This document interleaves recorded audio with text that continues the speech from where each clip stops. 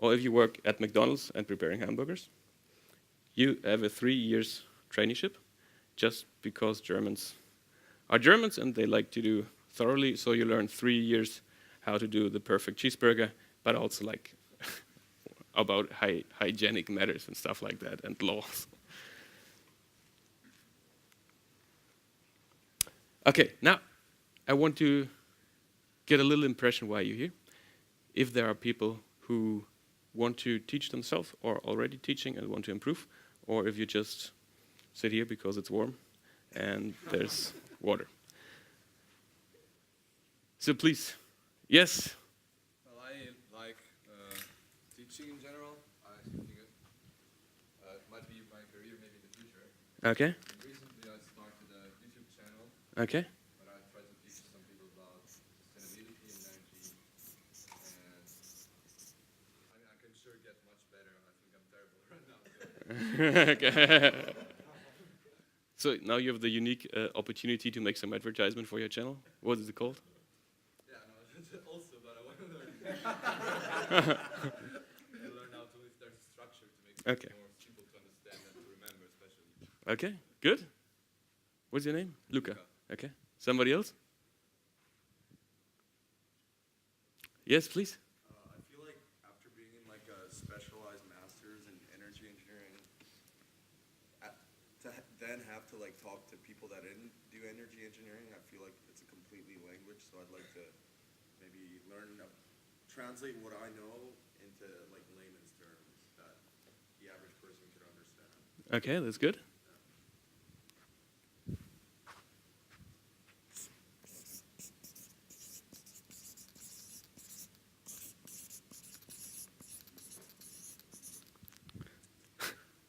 Somebody else? Yes, please. What's your name? Milan. Milan. I'm from Macedonia. I don't have some desire for formal teaching, but during these 2 years, I had plenty of international events and many things related to energy and environmental issues, and I can say that these issues in my region are not so well, say, developed and well known to the ordinary people. So I would like to improve my skills to be able to transfer this knowledge to people who don't have some basis in this. It will be easy for them to digest it. Okay. Thanks, Milan. Is there somebody else who wants to share his motivation? Yes, please. I always had that silly dream to have like a green school for kids, maybe somewhere in the mountain, in the forest, like for renewable energy sustainability. That's cool. I will join. You can hire me as a teacher. Okay, that's good. Okay. Thanks for your motivations. I will talk a little bit about why competence always beats knowledge. What is knowledge? What we learn at high school, what we learn at university is mainly knowledge. It's mainly theory, it's pretty dry, and we cannot really use it for anything. I guess most of you had this one point when they started the first job after 2 weeks or 1 week where they realized nothing I learned at university I can use here, or very little. Why did I waste so many years at university? We all know, painfully know from our exams, the one or the other, that we can know a lot about a topic, or we can know surprisingly little about a topic. We know that knowledge can be, we can have knowledge in a form that allows us to absorb very abstract theories, or that we can have it in a form that we can digest very simple facts. Also, it can be isolated and a special fact about one thing, but it's not linked to another. So there are different grades of knowledge. So what's the difference between competence? Competence allows us to use this knowledge. It's the ability to use this knowledge, to apply it to real life tasks and to execute those tasks. So it's the application of the knowledge. So competence always involves the doing of stuff, the acting. So that's the difference between high school learning, university learning, and teaching young adults for a professional life at a vocational school. As with knowledge, also competence or the acting can have different grades. Either you can act very unstructured, so that's very poor. The point isn't working, but that's very a poor way of acting if it's unstructured. If you're not reflecting, if you don't know what you do, you just do it because your gut tells you, I should maybe wire those two wires. That's not very good.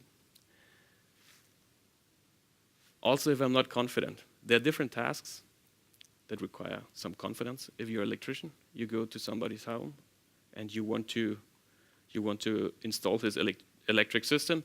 You want the guy to be at least a little bit confident, look a little bit confident in what he's doing. Otherwise, you don't really trust that guy. So where we want to go is we want to go in the very upright corner. That's where we have a lot of knowledge. That's the theoretical background. But we also want students that have trained to apply this knowledge. So that work that plan their work, that work structured, and that reflect on what they are doing. The question is, how do we get to that far right point? It's through action, it's through acting, it's through applying the knowledge that you learned. When we talk about competences, I just go quickly over these 4 main competences that are important to sustain in professional life. The first one is the social competence. Imagine your students work in an environment where that is defined by a lot of teamwork, that's defined by a lot of customer contact. Then you should know how to communicate with others. You should be able to discuss with others. You should be able to solve a conflict. If you're an electrician, you should have some professional competence. That's just mean like I know how to physically do stuff. I know how to exchange a light bulb. I did this 100 times. I just know how that works. I know how to solder. I know how to, use a screwdriver. The third competence important is the personal competence. The personal competence means more or less that's your attitude, how you work more or less. It's not, we want to teach the kids that they're not only driven by money, but also by intrinsic values. That's their motivation. We also try to teach them just a very basic professional behavior, to be on time, to talk polite, to write a polite email. We want to teach them how to organize their work, but also how to present in a group of people, for example. And the last important competence is the competence of knowing how to get to your goal, how to use your toolbox. This can be very basic. I teach different electricians. The one very basics are those that work on the construction side, and they do the lines. That's the lowest grade of electricians. In the first year when they go into school, I teach them how to use a book. If I ask them to find a formula, for example, they just go to the handbook and they browse all pages. So the first step is to teach them, okay, maybe there's a table of content. You can look up in the table of content. Second thing you can do is you can go to the keyword register and look there. So that's part of methodology competence, because now you know how to use your tools. So that's the competence of how to get to your goal in a more sophisticated way. That also means you know how to not only know how to use a book, but also how to use a software, how to use PSpice, how to simulate in multisim. Yeah, and you're able to structure a bigger work package in smaller pieces and find your information. I said before, if you want to teach competences, the people have to act. You only learn competences by acting. And so what we do, we put the students in a situation. We just don't give them like a mathematical equation and say, solve this, calculate how big is the current in this circuit, but we put them in a situation where it has like a real application. I try to explain this in a very simple example. So the situation here for the students is repair this flashlight. So that's like a real thing. It has a real meaning, and you really have to do something. And what we do is we structure the lectures in different phases. The first phase is the orientation phase. So in the first phase, the students should understand what's the problem, what's my task, and also what do I already know about this problem. I had a broken flashlight at home. I saw a broken flashlight there. I saw a documentary about broken flashlights. I don't know. That's normally a pretty short phase. The second phase is the information phase. If you want to repair a torch in the end, you have to have some knowledge about how it's working. You have to know what are the main components. There's a battery inside. There's a lamp inside. There are wires inside. There's a switch. And how are those interconnected? So that's the information phase.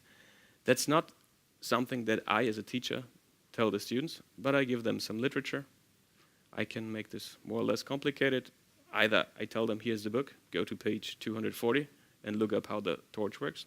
Or I just say, find out yourself. You can use Google, you can use books, you can use newspapers, you can ask an expert, or you can check out YouTube, for example.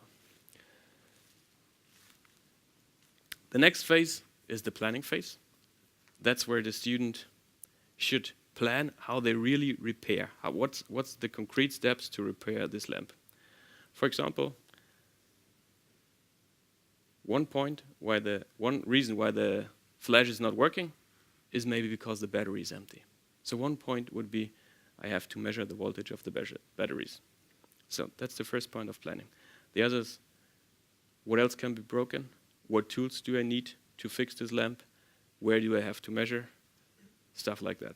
So that's a real planning. In the end, very often you have like a checklist and a list of tools you need.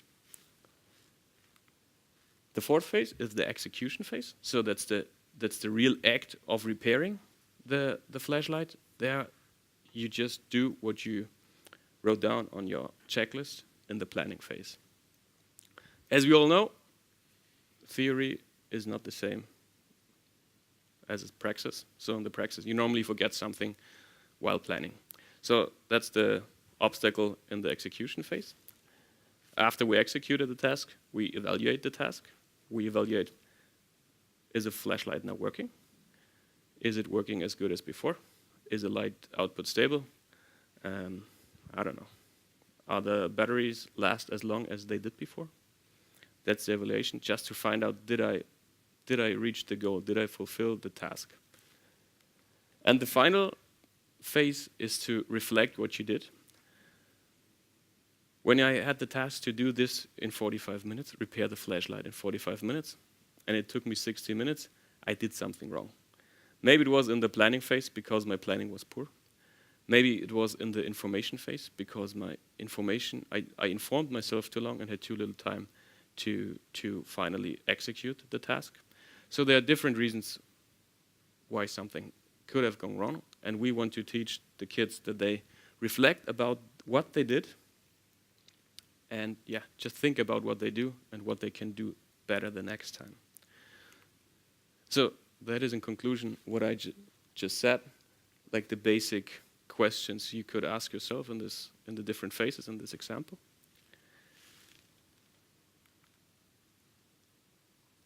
Some short notes before we come to the active part. In this phase, in the execution phase, we want to generate some output that is valuable also in professional life, or that could have a value in professional life. So that is not just making a random calculation, calculate a random voltage or current, but it should be something that could be useful in professional life. It is a product. Okay, we say it's a product. The product out of this phase could be that I repaired something, that I created something, but also it could be a little bit more abstract, that I made a decision on what tool to buy for my company, on which way to go. It could be that it's not a physical act of repairing something. If I don't have something to repair, maybe it's just a technical drawing. I can make a poster if you think it's not for electricians, but somebody else, I don't know, a butcher. They make a poster for the butcher shop. It could also be like a process that in the end, I have a result that is just a process. So for the next time I know it's a standardized process, I go just from one step to the next step. What's important, it should have a real value also in professional life. It should also be realistic. So if you give your students a task, it should be a task that could also apply for them. For my students, for example, it's to install a PV system on a rooftop of a house. It would not be realistic to tell them plan a 50 megawatt photovoltaic plant. That would not be realistic for them. It should also be in their responsibility area. And what we also should keep in mind, depending on which situation we expire the students to, they train different competencies. I can design a situation where they train more social competences, where they have to more talk to each other, where they have a role play, where it's like a sales pitch. The product could be a sales pitch. I can have more other situations that focus on other competencies.